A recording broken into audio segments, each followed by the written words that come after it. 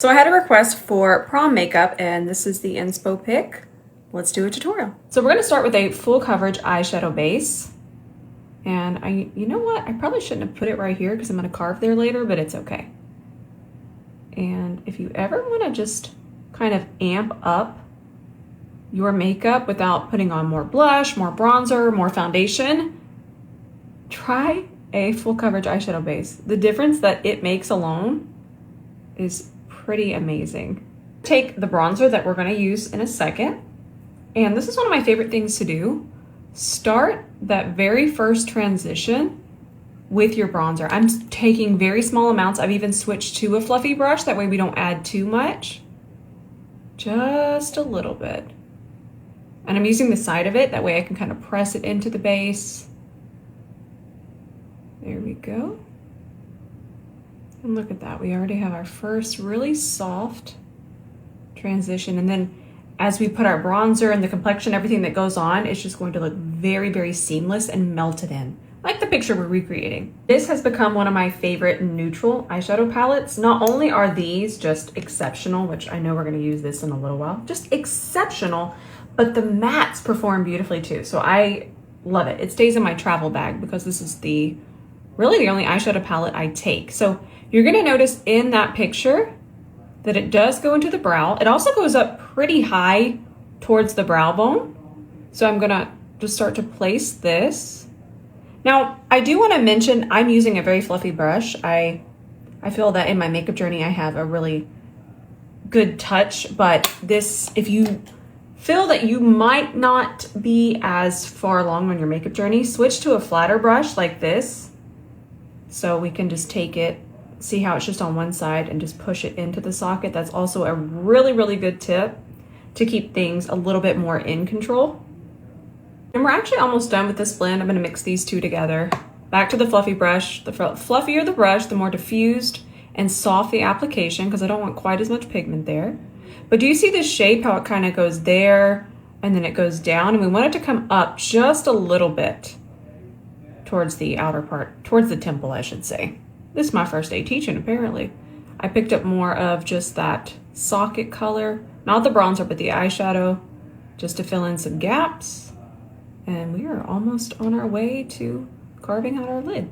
Now let's take just a little bit of that base, and all I'm doing is smoothing it out because I'm going to grab that flatter brush, more flat brush, and then I'm going to grab a whisper. I'm talking a pew, and we're just going to darken out here because it is a half cut crease, and I love that.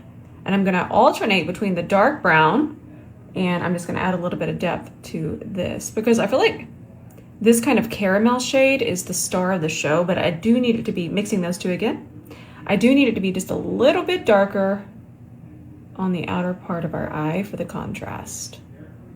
Okay, delightful. For a darker lid, I would clean up the lid space with micellar water, then go back in with this eyeshadow base. But since our lid isn't too dark, we're gonna be able to get away with this, just going right on top. Ooh, yeah.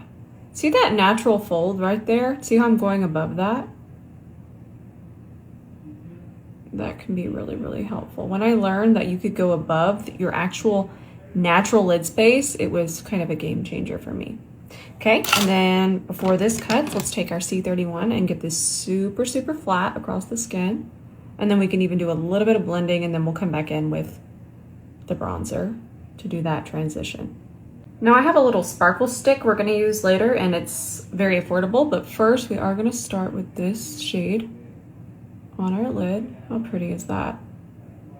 I love this palette so much.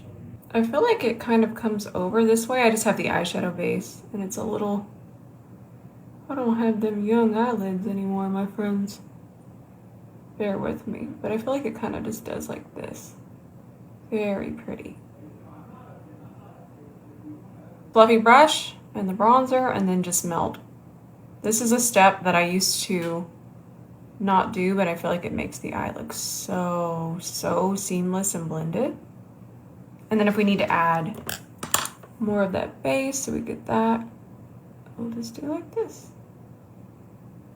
You're just gonna take a liner, whatever liner you got, notice how I started here, where my eye separates? That's usually a good area to start. This gives you a really nice guideline, and then I'm taking our bent liner brush here, and I'm just going to extend this.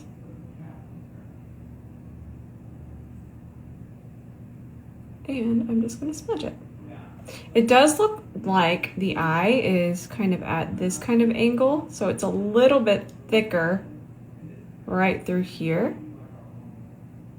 There you go. And then smudgy smudge. Micellar water, let's clean up underneath here. Ben is on a call. You've probably heard him a few times in the background. These little self-adhesive half lashes here, Lily Lashes Wild Child, I feel like they're going to be perfect with this look, and I don't want to deal with glue today because I have more stuff to film, and then if I use traditional glue, it gets completely stuck in my lashes, and then I just am plagued with that for the rest of the day. So that looks really nice. I do want it to kind of sit down a little bit more towards the front and flare up more towards the outer part of the eye. Now I'm going to do a little underset. I'm applying powder. Use loose, use pressed, use whatever you have, but this is just going to kind of lend itself more towards that kind of velvety, satiny look. And then the next thing I'm going to do this foundation. I love this foundation. It's also very, very affordable, but this particular shade on me is going to need some purple blush. So I'm just going to do a quick little mix here on the back of my hand. All right, and then we should be good to go. It's just going to neutralize some of that yellow, and then we should have a much better match. Yes, that'll do. Okay, C42, and let's get this foundation on. So you want to do something really fun. I want you to take your pink corrector, okay, and then we're going to take whatever blush you're going to wear. I'm going to do this CoverGirl one. What shade is this? Nude Flesh. And we're gonna start a lighter blush transition, all by just using a pink corrector. Now imagine I had a brush ready. That would have been wild. Okay, I have one. So let's start that. And then I'm gonna do this before concealer. That way we get a really seamless blend. And it does feel like the blush is very high on the cheekbone. So this is fun, right? And then we're just gonna put the blush here. I would do this, but it could pick up what's already on our face. So I feel like it's always better to do this on the back of your hand and then pick it up with a brush. And then that is gonna go underneath and transition into our blush transition. And then if you do this with all of your blushes, just add a pink or peach, depending on what you're after. It's just a really fun way to create transitions out of your blush. And it's really easy. And this is definitely on the more affordable side. Now it does look like the under eye is extra bright, but first I'm gonna go in with just a little bit of a concealer that is very close to my skin tone. That way we have a little bit of balance before we brighten. And even if you have a younger under eye, this is just going to look so seamless. Just that little bit of depth to hold the very bright under eye, because if we go right in with a super light pink highlighter like this one, we run the risk of it turning gray, especially once we set it. Now I have some of the pink corrector here. That's going to go on top of the concealer, connect it to the eye. That way it really kind of has that connecting brightness. It's really, really pretty. I love it. And we'll stop it about right here to here. But I'm just going to keep tapping to blend it. And then don't be afraid to pick up your blush brush and transition this way. Now before we set with any powder, I'm going to grab a cream bronzer. I may or may not have chose today, which is hair washing day, to put bronzer on this heavily. C40.5.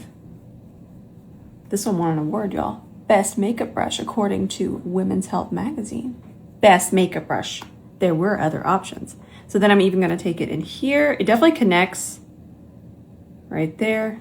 And then go a little bit heavy, and don't be too frightened, because then I like to take my foundation brush and kind of melt edges. I don't directly go right back on top because that could turn the bronzer gray, but I definitely melt edges. Don't be afraid to melt those edges. I am going to use my Givenchy press, but I want to give you two affordable options that I don't see a lot of people talk about. Sephora Collection has a beautiful pink powder. It is absolutely delightful. I do recommend maybe cutting the mesh. I'm a mesh cutter. Are you a mesh cutter? I want to know. And then also LA Girl has a loose pink powder that is absolutely gorgeous. What you're seeing me look around for right now is a puff. Okay, I found one. But for me, I just cannot find one that I like more underneath my under eye than this one from Givenchy. But the other two are so wonderful, especially if you are the age of going to prom.